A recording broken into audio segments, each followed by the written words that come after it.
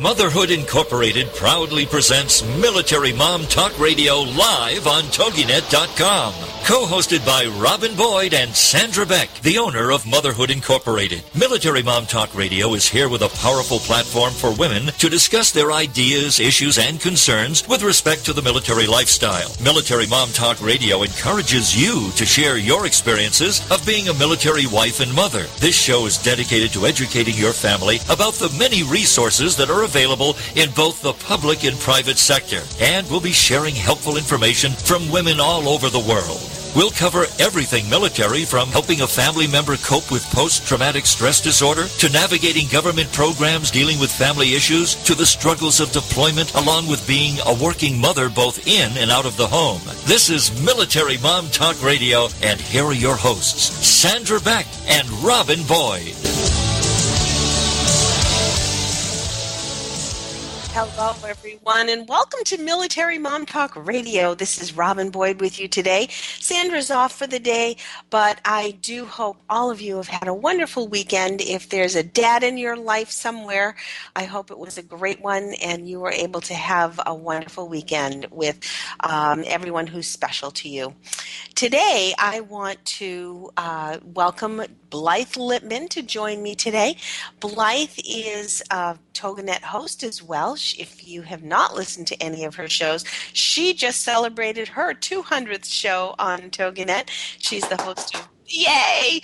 Baby and Toddler Instructions every Wednesday morning at 11 a.m. And we hope that you are hardcore listeners as I am. I tune in every chance I get. Blythe, thanks for joining me today. Thank you for having me on. I can't contain myself. I had to clap. Sorry. I'm so excited. Love my show. Love doing my show. We are so proud of you. And my goodness, Blythe, you have had so many remarkable people on your show, and you have brought such a wealth of information to people. It is difficult being a new mom. And there, like your book says, my baby came without instructions. It's very, very difficult. And the help that you bring to new moms, and you know what, not even brand new moms, but sometimes grandmas need a little reminder too, because things do change.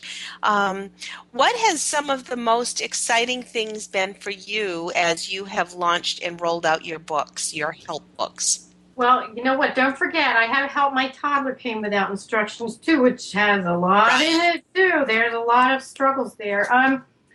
You know, it's interesting, Robin, because I have been helping a new mom the last couple of weeks. Baby's only 3 weeks old. Yeah. And, you know, what amazes me the most is that there's so many new things on the market and moms really don't know what they need. I mean, some of the things are wonderfully helpful. Some of the things are absolutely ridiculous. And I was so happy. I love doing my show to have all these great guests to share their expertise about products, about everything. I mean, I have Connie Grunning on once a month to talk about what's hot, what's not in the baby and child world. But seeing some of these things and being able to teach this mom, for instance, the funniest thing to me, and you'll understand, are the things they have for the bath. When you give the baby the bath, to check to see if the water is too hot. No, come on, guys. It's like we take a shower. We're not going to burn ourselves. That's right.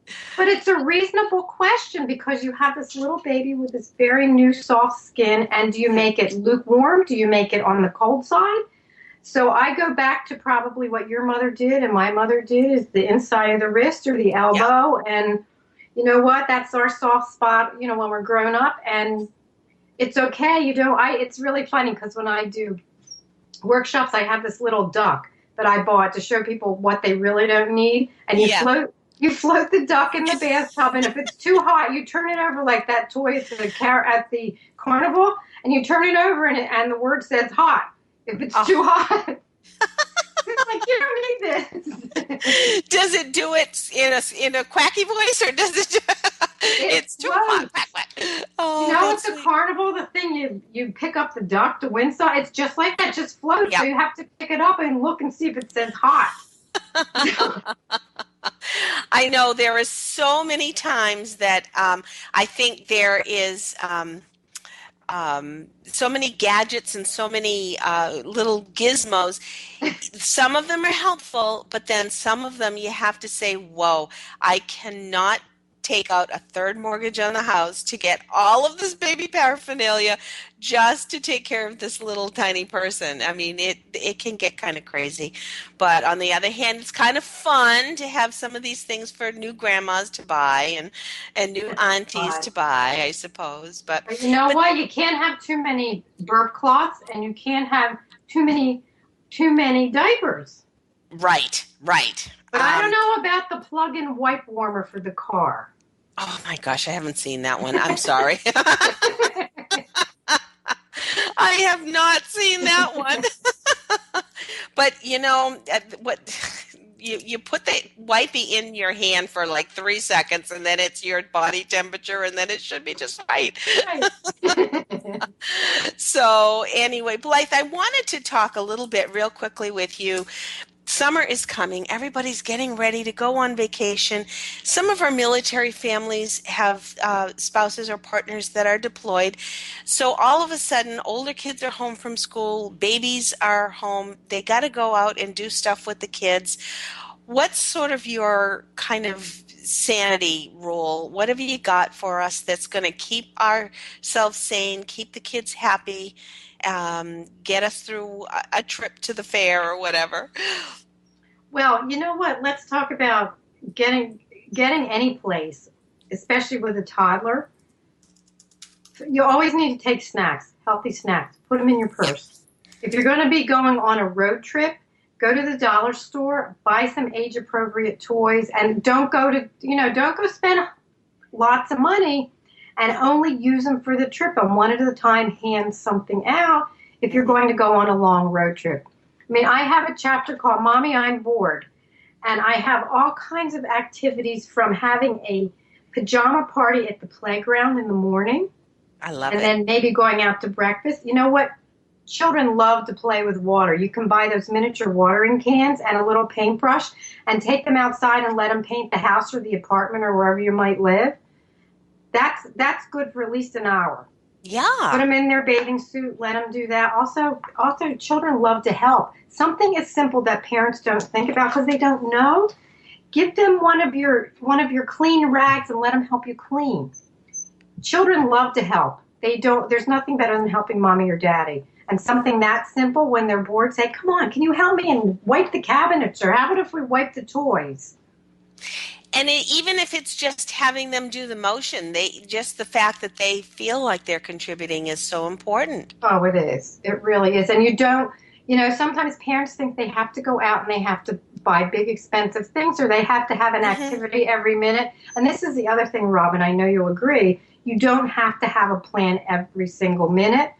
You know what? It exhausts everybody. Sometimes it's great just to let everybody stay in their jammies, spread out a blanket on the floor, and have breakfast on the floor, and turn on something fun they like to watch, and make it a party. You know, we used to do that a lot when my kids were little. We would bring a pitcher of lemonade or whatever out and go outside and sit on the lawn, and it would take us 20 minutes to just drag everything out to the lawn. But we would just go out and we would sit. And I know that this is a luxury for some, because some don't have this luxury, especially if you're working the 9 to 5 every day. But then you do it maybe after supper when you get home, because that's sort of your downtime. You turn the phone off, or you turn the TV, and you just have that one-on-one time. I think so many times kids get a little bit cranky because they just want that little bit of your attention. So building that into your day is so important. Also, when you get home at 5 o'clock, give them something to do with the dinner. Even if it means just mixing a spoon and a bowl, with even a little baby likes to mix, or sit in their high chair with a spoon. It's really, give them something to do. If they're an older toddler, give them something to do that they actually can help set the table for you. But, you all do need to eat dinner, and everybody's tired. Let's face it. If you work 9 to 5, right, you're so tired when you come home. Very much so. And it is hard to be creative. So like you say, Blythe, I love that thought about keeping them doing things with you, because, I mean, they love to imitate their mom or their dad or the grown-up in their life, they love that, and being able to be a part of it. Another thing, when I was traveling, Blythe, I used to always keep like 2 of something, because if something got chucked and it went on the floor in the bus or whatever and they started screaming about it, I would never give it back to them. I would just give them either a second item or a new item that they hadn't seen yet, just because I kind of cringe whenever anybody picks something up off the floor of the train or the bus and give it back to the kids. It's sort of one of my hygiene issues. I agree. And I want to add to that, because so many times your child will have that one special lovey, and with the internet, we all order things online and you think, oh, it will always be there. You know what? Listen to Robin and order 2. Yeah. I just always would have that extra one tucked away. I am so excited, Blythe. We could talk about traveling quite a bit, but today I do want to introduce you to a lady that I have just met, and I'm so excited to learn more about her. I'm going to really try very hard to pronounce her name properly. Grace Tiscareño-Sato is her name. She is an author. She is a military member. She was I'm just pulling up all of the things that this remarkable woman has done. She is an Air Force veteran. She is a business owner, and I am just delighted to have her with us today. Grace, are you with us on the air? I'm here, Robin. Thanks for having me. I'm so glad to hear you. And I might add, so quickly, we kind of scrambled today. You were in the Air Force for 9 years. You have founded a multicultural marketing organization, and you are an author. And also, among all of that, you are a mom. How many children do you have? I have 3 children. I have a girl, and a boy, ages 12, just turned 10, and 7. Oh my goodness! Now, Yeah, in the conversation today, not only do we want to talk a little bit about all of your accomplishments, but how you were able to fit a lot of those accomplishments in being a mom and a wife as well. Because with all of the accomplishments that you've done, there's still a lot to do as a family. So we want to make sure that we help everyone learn all about Grace, and we'll be back with Grace and Blythe in just a minute on Military Mom Talk Radio.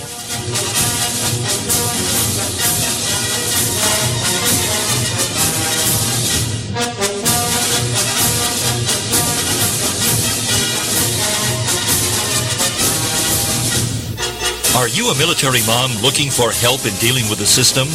Keeping the home fires burning? Well, that's what we're here for. It's Military Mom Talk Radio with Sandra Beck and Robin Boyd. And we'll be right back after these.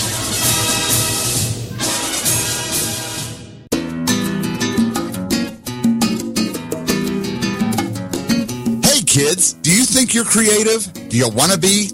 Don't have enough time for your arts, crafts, and hobbies? Or do you just need a kick in the pants? Hi, I'm Mark Lipinski, the host of Creative Mojo with Mark Lipinski, right here on TogiNet Radio. Come on and join me every Wednesday afternoon for some creative inspiration and 2 of the fastest fun-filled hours of your week. Hey, need ideas? How about a little motivation and a lot of inspiration? Join the fun on Creative Mojo with me, Mark Lipinski. I'm here live every Wednesday afternoon at 3 p.m. Eastern, 1 Pacific, right here on TogiNet.com. Now what are you waiting for?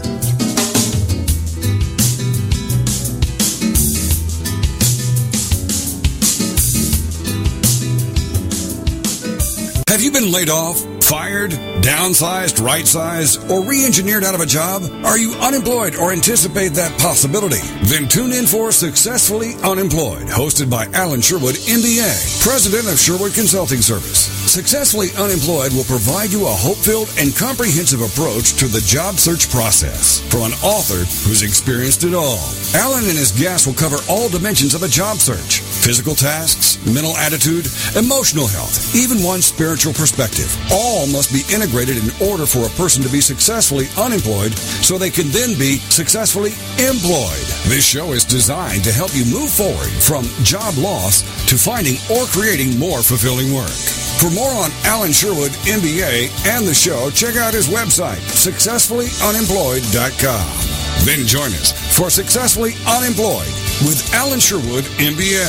Thursday nights at 8, 7 Central here on TogiNet.com. We'll put a boot in your ass. It's the American way. Hey, Uncle Sam, put your name at the top of his list, and a statue of liberty started shaking. Welcome back to Military Mom Talk Radio on TogiNet.com. Covering topics to help on the home front with help from those who know how the system works and how to work the system.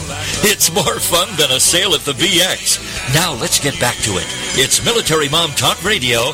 Here again are your hosts, Sandra Beck and Robin Boyd. Welcome back, everyone. We're so glad you're with us today. This is Robin Boyd with you today, and I am joined by Blythe Littman, host of Baby and Toddler Instructions, right here on TogiNet. And our guest today is Grace Tiscareño-Sato, and I'm hoping I'm doing that okay. She served as aircrew member and a contingency planning officer during her 9 years of Air Force service. And after a career in global tech marketing, she founded and published a multicultural marketing firm called Gracefully Global Group. That was in 2010. There are so many more things that we need to learn about Grace. But Grace, the first thing I'd like to do is get a little bit of your background. Your parents were Mexican immigrants, and how did your family come to the States to begin with? My mom and dad came through El Paso, Texas, which is where I was born. And my dad worked in Los Angeles. My mom stayed at home and eventually had 5 children. And we were living in Texas a little bit and moved to Colorado where the rest of my 4 siblings were born. So that's a quick summary of how everybody got here. And I pretty much, as the oldest, I was trying to figure out how I was going to go to college. And I knew we didn't have money. But that's where my military story starts, really, is finding a way and having an awesome counselor with a husband who was an Air Force officer who gave me some good advice. Oh. So you were married before you went into the military, or did you go into the military right after school? Well, what happened was I went in to see my high school counselor, and I told her I wanted to go to college. And I had friends whose parents were all college educated, and my parents were not. And so my counselor said, well, I have an idea. Come to my house for dinner. And her husband was an Air Force major who had gone to college on an Air Force ROTC scholarship. So I learned the details that you can go to college first, have the Air Force pay for it, and come out as an officer. So I said, wow, okay, let me try that. And the first year was try before you buy. So I applied for the scholarship. Living in Colorado, I applied for the scholarship to go to University of California, Berkeley, in California, and I was accepted for the scholarship. I was accepted to Berkeley, and nobody in my family had ever served in the military, so I was just kind of going out there. Wow. But it was really the best thing I could have done for myself at that young age of 18, just go somewhere, really focus on becoming a scholar and studying, cutting the cord, moving away, and having it funded by the Air Force. So that's really where the story began of how I ended up going that way. Wow. Was the Air Force intriguing to you because of what it potentially would entail, or did they offer you other branches of service? Well, it's funny. If my counselor's husband had been in the Navy, then I would have gone into the Navy because yeah, probably. I didn't know anything. The only thing I knew was what I learned at that dinner. I mean, seriously, it's incredible when you reflect on who impacts your life. And, I know later we're going to talk about what I'm doing now in terms of mentoring and doing the STEM consulting and the role modeling. But it all comes back to that. When you don't know anything about your options, you're wide open to examples of possibilities, and that's what happened. So it wasn't so much that I was evaluating one service over another.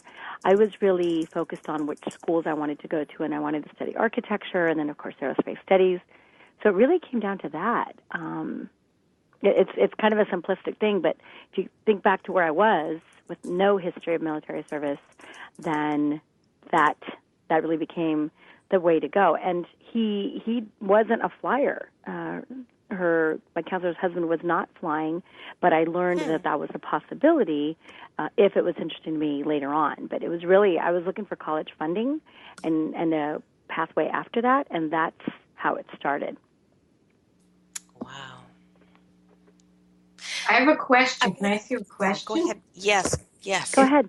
Would you have done it differently, or if somebody came to you and said, hey, Grace, I'm thinking of doing this. What do you think? I want to go to college, but this could be an option. Looking, having done it, what would you tell somebody today? I would say absolutely.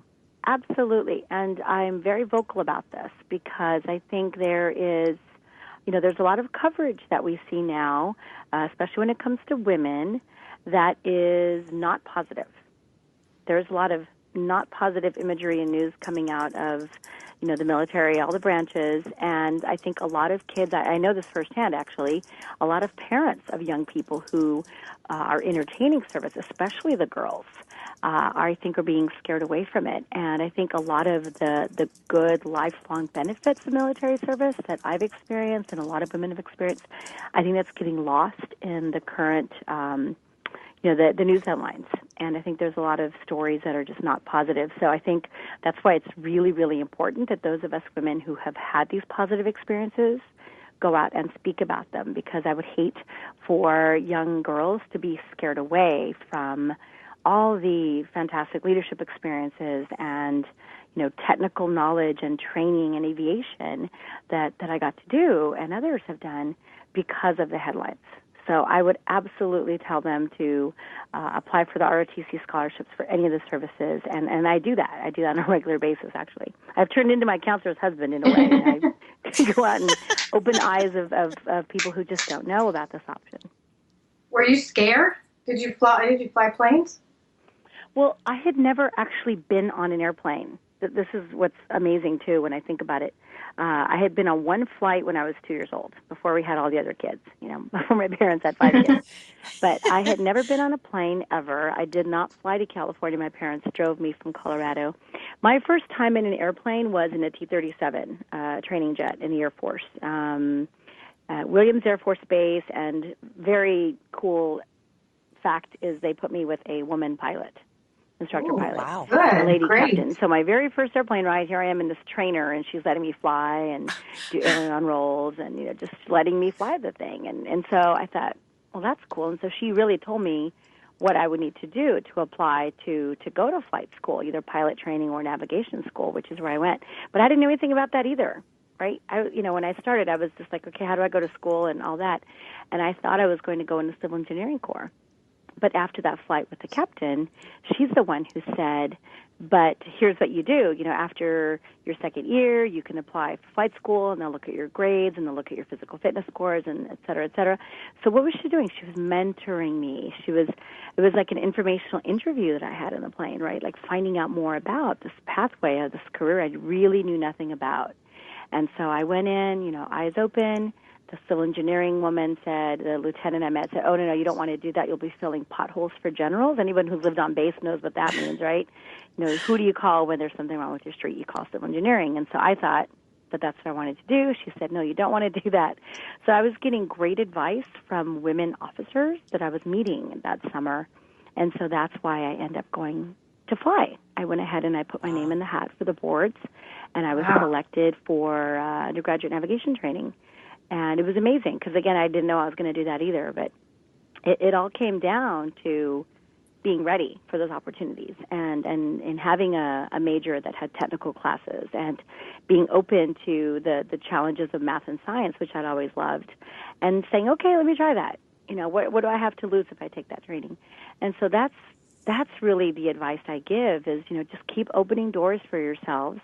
And you don't even know what's behind the seventh door that opens, because I didn't know. But just staying open to those possibilities, it's very important for all young people, but especially, for girls and doing things that girls usually don't think about doing and are not encouraged to do.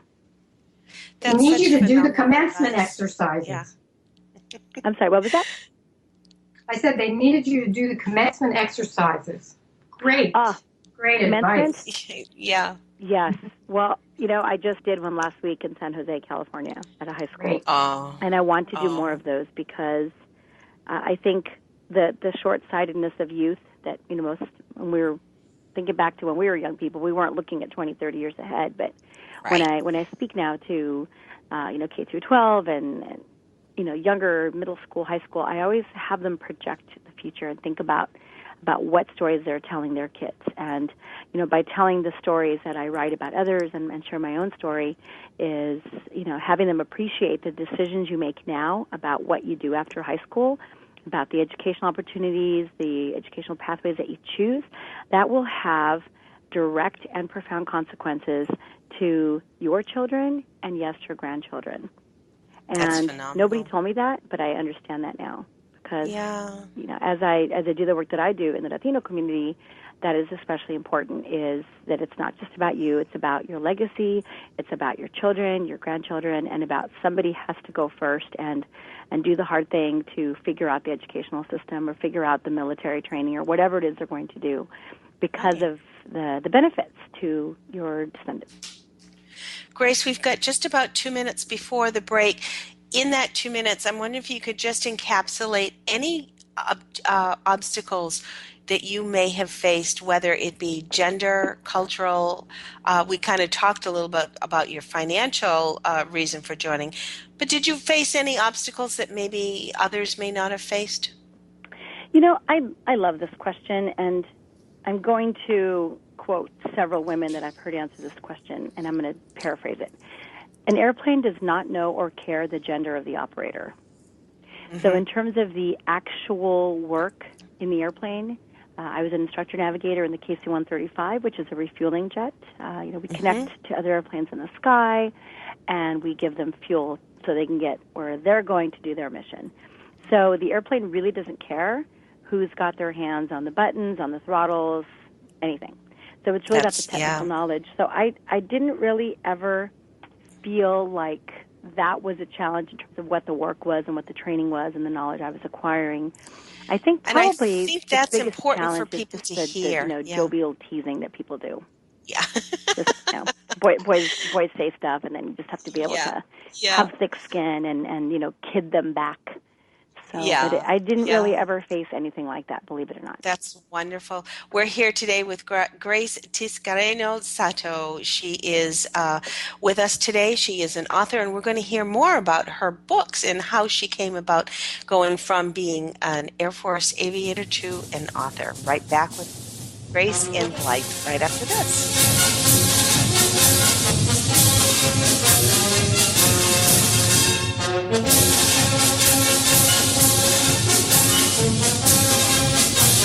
Are you a military mom looking for help in dealing with the system? Keeping the home fires burning? Well, that's what we're here for.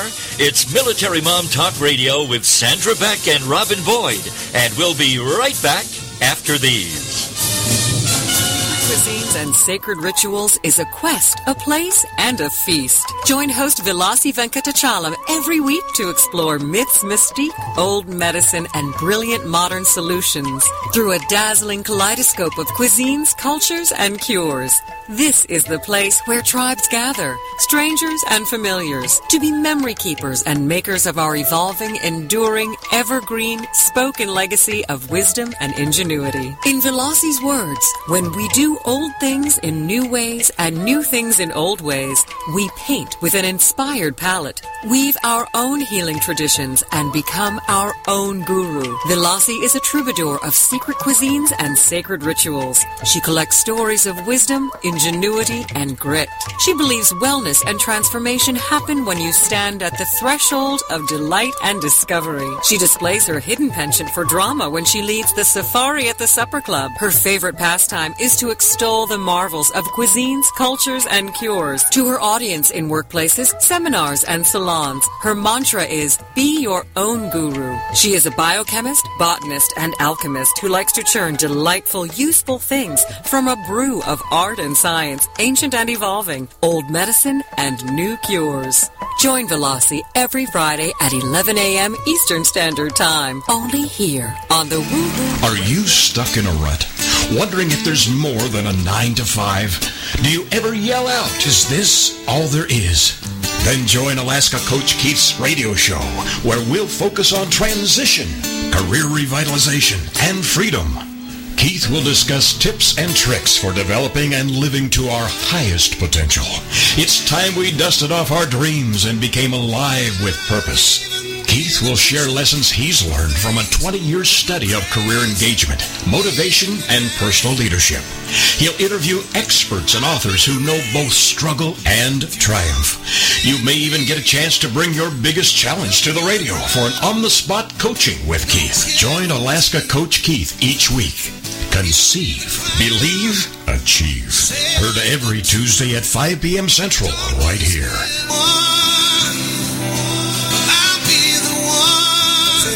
No doubt I love this land. God bless the USA.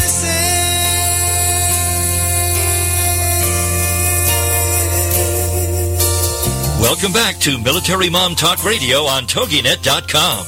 Covering topics to help on the home front with help from those who know how the system works and how to work the system. It's more fun than a sale at the BX. Now let's get back to it. It's Military Mom Talk Radio. Here again are your hosts, Sandra Beck and Robin Boyd. Welcome back, everyone. This is Robin Boyd with you today. Sandra Beck is off today, but in her place, we have the amazing Blythe Lipman, author, founder of Baby Instructions, teacher, caregiver, keynote speaker, been on the radio, been on TV. What haven't you done, Blythe? I haven't taken a nap today. Oh. I love everything I do. Thanks, Robin.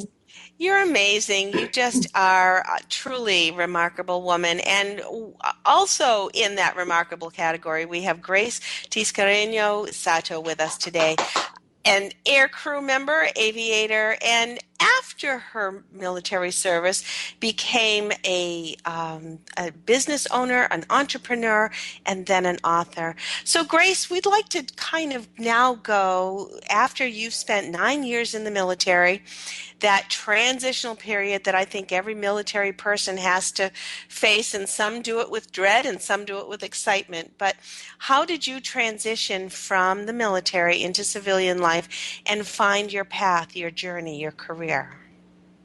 I think you're going to see a pattern here. I was mentored by some women as I was leaving the service. One of the senior captains that was there, she had left about 6 months before me. She had separated. And both of us had been speaking at a local conference there at Fairchild Air Force Base, Expanding Your Horizons. It's a conference to provide non-traditional career role models for young girls. And so as she was leaving the Air Force, she started bringing me to a group of businesswomen that she was networking with in the community. And we'd been speaking at this conference at Expanding Horizons. Some of the women that were there were also involved. And long story short, these women became my accountability group. They became the women who asked me the tough questions of what I wanted to do next with my career. And I did finish my master's before I left, International Business Management. So I had those credentials, but I really, again, here I am resetting, going into the civilian world, never had a job interview in my life because I've been in the cockpit. And it was these women who, again, said, well, this is what this is, and this is what this is in the world, and here's some people you can meet. So the pattern here is I surrounded myself by women who could help me learn what I needed to do before going into the next step. And that is why it is so important that our veterans who are leaving the service now have that same support structure of people that are already doing these careers that they don't know much about but might be perfect for. And so I do a personal branding workshop to help transitioning members understand how to communicate not everything, but their best, most marketable skills in the civilian world with compelling language so that they stand out. And that's because that's what they did for me. That's what these women did for me, exactly. Very important. Do you have workshops focusing just on reintegrating veterans, or do they end up finding you by luck? What I've been doing mostly, Robin, is universities where veterans are taking some classes as they're exiting and as they're transitioning, or maybe they've already transitioned, and they're enrolled at universities, and so there's a student veteran center at a college or university, and they find me, we find each other.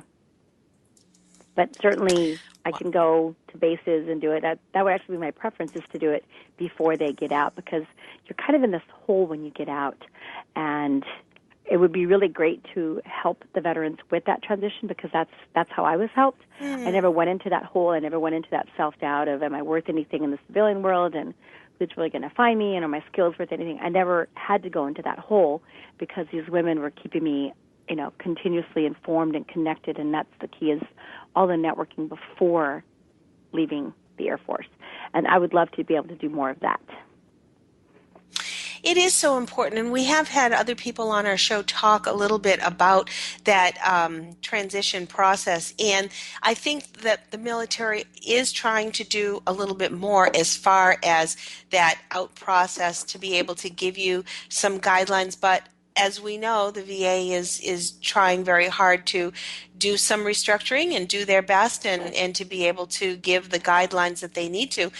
Therefore, all of the networking that we are doing on the civilian side, I think, is so important to be able to give resources. And sometimes it's giving the resources to the families while the person is still serving, because then those families can say, gee, listen to this, or gee, I read this, or gee, let's look into this a little bit more. What do you think? Right. And that's remarkable. Well, and I think what's really important for families to understand is that as the transition happens, that's a great time for, is mom serving? Is dad serving? Is dad serving? Is mom home? Really evaluate the whole structure of what the family is doing, and why not take a chance and, really look at what can we do going forward. What's, again, the long-term view of our family, and who can we help by networking? And I think the answer is both, because they might take turns. One might take turns earning the money and staying home, and then they can switch. And if you've got two people that can possibly go out there in the world and market themselves better, especially with the valuable military experiences and leadership and family management and organization that the spouse is doing, that's the key, is how could you go forward and make those skills sound like a compelling fit for potential employers. And I have to be critical, because I know that people who are exiting today, they still do not have the marketing skill set, and that is the most important skill set you can have coming out of the military into the civilian world, whatever you're going to do. That ability to think about, who am I talking to? What are the words that I can say to convey my best value to them? And that match is not a natural skill that military people have. I mean, military teaches us a lot of things. It does not teach us that. And so that's the skill that the women that surrounded me really helped me with. And that is what I focus on, is, the ability for either the military spouse or the veteran to really communicate those most important values and skills into the workforce. And that is not at all a part of the transitioning curriculum. Right. Go ahead, Blythe. It's so important because, whether you're transitioning from the military or whether you're just going to get a job, I mean, you were so lucky to have these wonderful mentors. Yes. But if just what you said, Grace, the one sentence that somebody's going to say to you when you go to get a job is, what can you do for me? Not what can I do for you? Right. I'm going to put dinner on your table. They want to know exactly what you're going to do for them. And that message is so important if women just remember that, or men when they go to get a job or whatever they're doing next. Well, and a really neat phenomenon that is happening, and it's one of these untold stories, is the amount of entrepreneurship that is happening with women veterans and, yes, men as well. And one of those examples is, best example that I can offer you is womenvetspeak.com, and that is the National Women Veteran Speakers Bureau. That is 8 women that have come together. I co-founded this with Linda Maloney, who's a naval aviator and also an author, and we said, you know what, we have all these women that are starting their own businesses, they're doing leadership talks, they're going out there and talking about their careers and whatever service they were in. We've got women who served 30 years ago. We've got women who left the service 5 years ago. Big variety, and everybody has written a book to tell their story. And that entrepreneurial drive that military women have, and a lot of military men, I think that's just not something that is well known. And that is something that is an option that they should hear about as they're transitioning. They might not be able to do it right away. But wow, what if they could actually meet people who are veterans who are running successful businesses? And it would be just like the counselor back in high school who told me about this thing I didn't know anything about, and then you actually might take that path. And so I think as you see my story, it all comes back to being surrounded by people who could coach me and hold my hand and take me forward. And that's exactly just what I keep doing now for the different communities that I serve. That's phenomenal.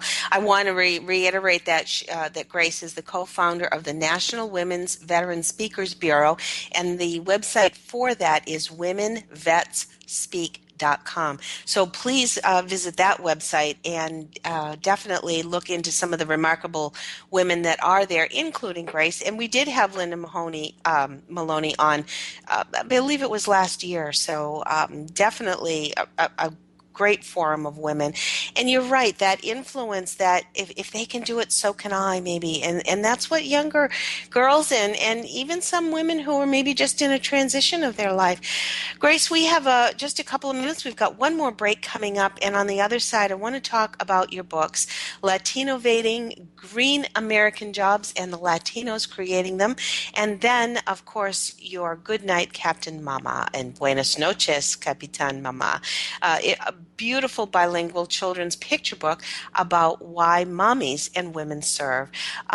Did the book come before or after you founded your company? We released the book less than a year ago. Oh, so wow. The company came first. Yeah, the company came first. And really what we decided to do, that the shortest possible way I could say it is, I founded this company about 3.5 years ago. It's an award-winning, independent, multicultural educational publisher of leadership and entrepreneurship case studies that feature imagery that is positive from the Latino community. So I'm Latina. As we said earlier, my parents are from Mexico. And if you look around, there has never been a bilingual children's book about women in the military. Like, it just hadn't been done to do it in English and in Spanish. It took a different life experience to create that kind of children's literature. And so I could, and I did, for both of the books that you mentioned, I could try to find a traditional publisher, but I'm also a business-minded person. And when you do the numbers and you really get into the industry, at the end of the day, you don't want some random guy in New York owning your intellectual property. And that's an entrepreneurship sentence right there. So I figured out how to create a publishing company that had global distribution, and we're just publishing our own books into the world, including ebooks, which we just announced. Oh, fantastic. Remarkable, Grace. And talk about taking the bull by the horns, and you're just going to make it happen the right way. Yeah. We are today with Blythe Lippman as well as Grace Tiscareño-Sato, and we want to encourage you to stay tuned for the remaining of the show. We've got lots more coming ahead on Military Mom Talk Radio.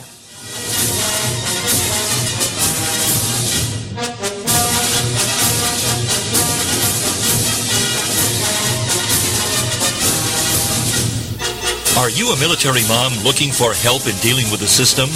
Keeping the home fires burning? Well, that's what we're here for. It's Military Mom Talk Radio with Sandra Beck and Robin Boyd. And we'll be right back after these. Do holidays and celebrations get you down and leave you feeling frazzled? Then join Sandy Fowler and her guests on Heart-Filled Holidays every Monday at noon, 11 a.m. Central on TogiNet.com.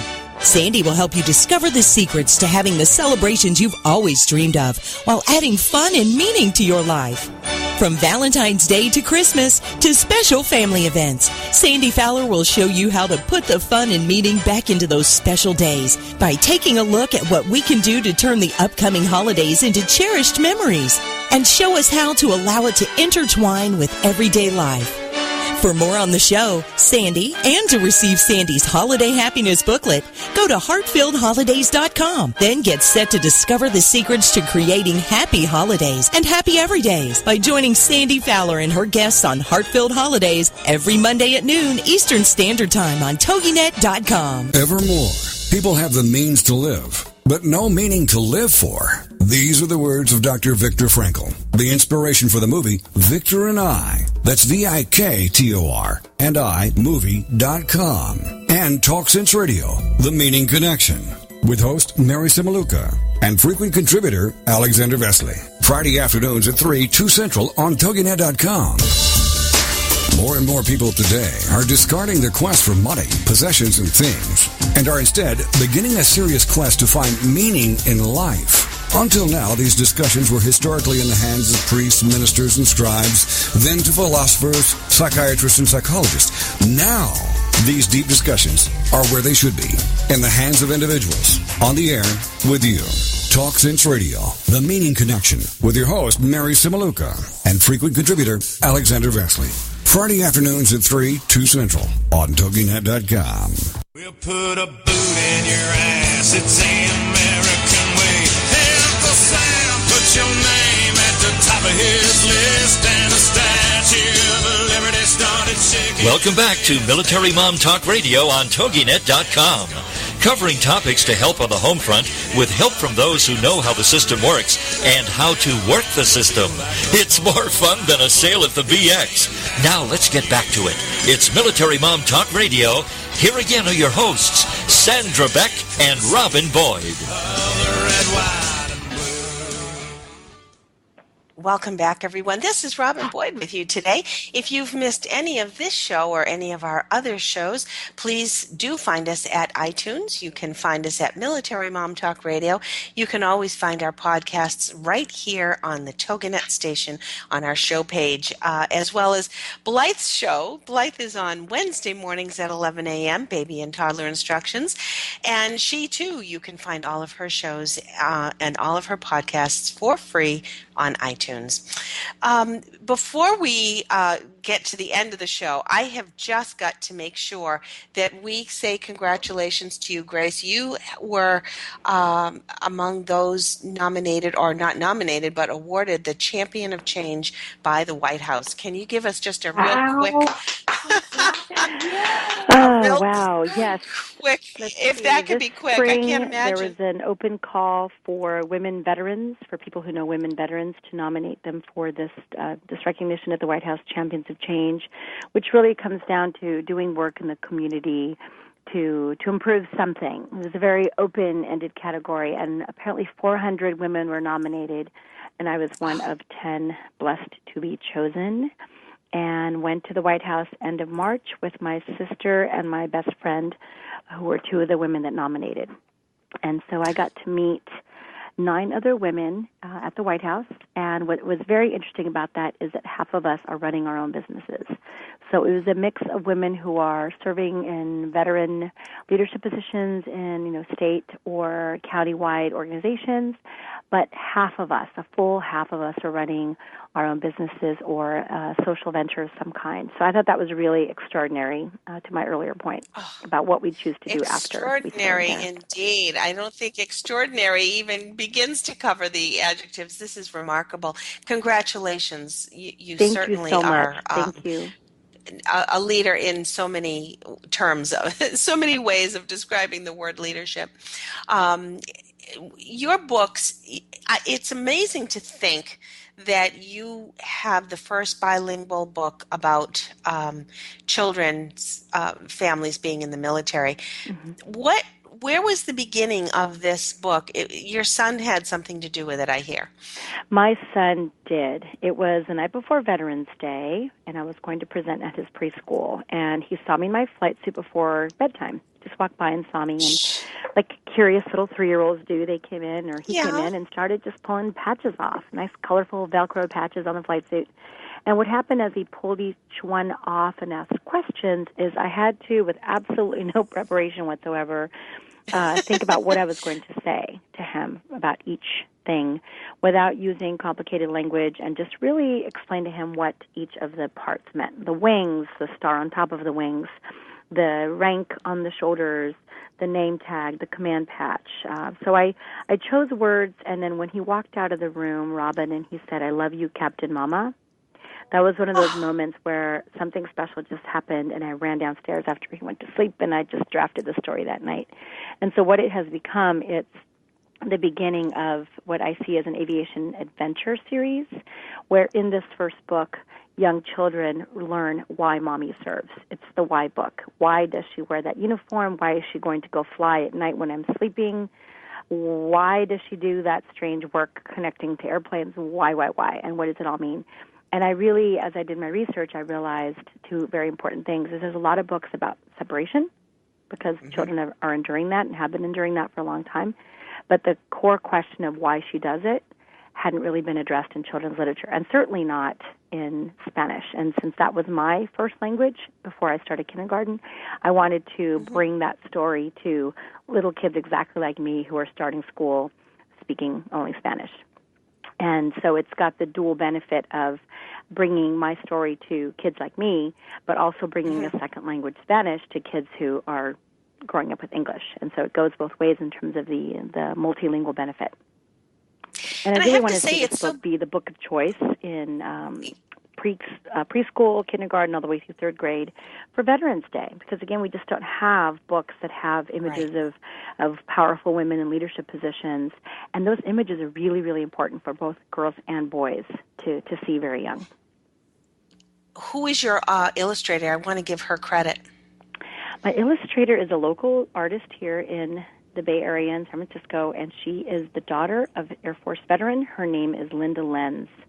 So we kept it all in the Air Force family to create this book, and we're working on the second one already. Oh, how wonderful.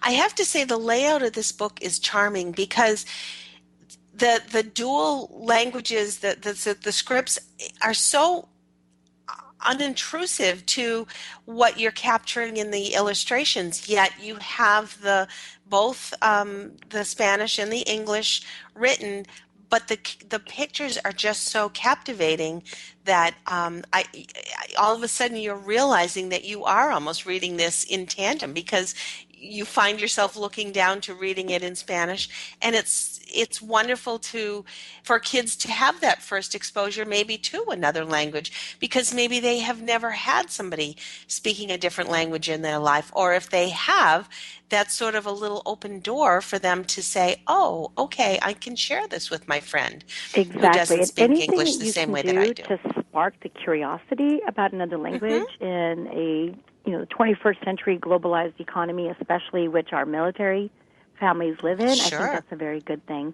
And the most powerful thing happens when I went to a school, it's a Title I school, and I was actually asked to present at an assembly in Spanish, because 85% of the kids were Latino, and of course they were learning English, but the principal knew that they would understand the story more if I read it in Spanish. And when I was done, a little 5-year-old girl walked out. She pulled on my sleeve, and in Spanish she said to me, "Capitan Mama, Captain Mama, I want to fly in the airplanes like you did." And for a little girl whose first language is Spanish to have that idea at the age of 5, something I didn't even know about until I was 20, that's why I do this, is because those stories will spark the imagination all the way down to the youngest children in 2 languages. And that's very, very important to me if we're going to have, a military where everybody really does have the opportunity to, A, know about what's available for military careers, and B, actually know how to get there. And so that's really become part of the mission, is to tell those stories all the way down to the age of 3. And I want to commend you for all of the work that you're doing, especially in the middle school, high school, and college levels. As we talked a little bit, today, getting ready for the show, we talked a little bit about your being a STEM consultant, science, technology, engineering, and math. Those areas, especially for girls, are so, the littler ones are very anxious to be involved in those kinds of careers. And then all of a sudden, when they get to that junior high and early high school level, all of a sudden that confidence in the girls just completely drops, and the boys pursue those careers and the girls end up going into something different, and the ratio is so disproportionate. So I'm really congratulating you for the work that you are doing to enhance the potential in these young girls. Well, and it comes back again, first, thank you for acknowledging that. That's very, very important to me, and it's work that everybody really needs to do. Anybody who's got anything to say, anything to show, to encourage young girls to pursue really the best paying jobs and where innovation is, and the career that brings you global mobility. That's it. And why we lose girls to whatever we lose them to is it's decades. It's been going on for decades and decades. And so what I know that we can do as women and as moms is that we can make sure that we are introducing our daughters to those, again, not to not to repeat this too much, but it's the story of my life. It's the mentors. It's the role models. Yeah. It's the person that tells you, shows you, takes you to the airport when you've never been there, and shows you something completely different. And it's just the story of my life, of how everything has happened for me, is that somebody told me, somebody showed me, someone took the time, and so that's just what I do. And the recent example is we took 800 middle school students to Stanford for a 2-day career retreat. And this is in East Palo Alto, within 4 miles of Stanford, but in a district where a lot of low-income families reside and a very high dropout rate.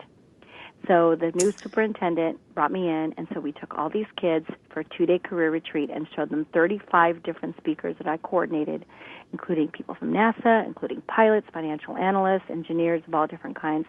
And again, these kids had never been exposed to these careers at all.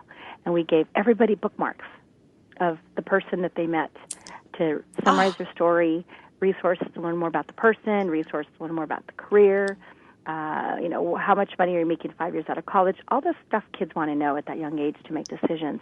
But you have to be very intentional, and the system that has created the status quo problem cannot be the system on its own to fix it. They do need us out in the community who want to be those role models and want to do that work. And so I'm extremely happy that that's the work I get to do.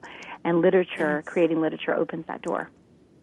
Oh, and I'm just so excited to learn more about your series. And the first of this series is called Good Night, Captain Mama. And I do hope that you look for it. Go to the website, www.captainmama.com. And if you'd like to hear more from Grace, when you're at that site, go to speaking schedule and testimonials.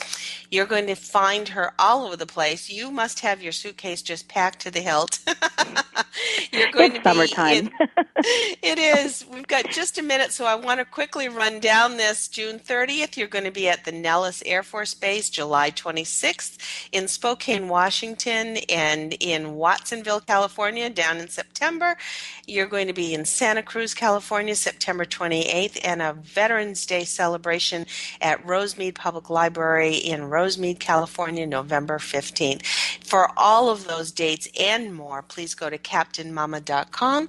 And you also want to visit her as well as other women of the Women's Veteran Speakers Bureau at WomenVetsSpeak.com. Grace, what a delight. Thank you so much for being with us today. Robin, thank you for asking. I really appreciated the invitation.